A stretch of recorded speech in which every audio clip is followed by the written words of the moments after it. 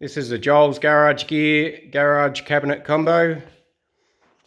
They're a very sturdy unit. All the doors have locks on them. Magnets, top and bottom, both doors. The big cabinets have got 3 movable shelves.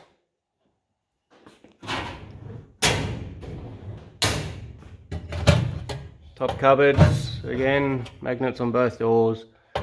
Secured to the sheet of ply that we had to install to the back, because it's just a shed.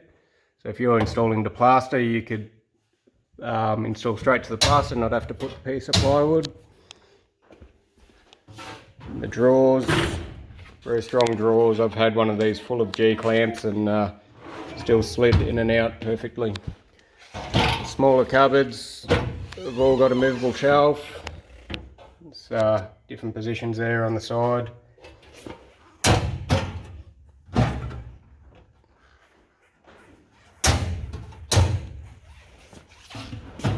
It comes with a couple of keys.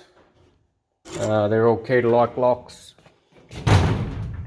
And again, same as the other one, just with the 3 movable shelves.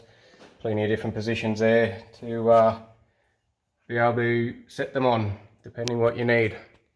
Cheers, guys.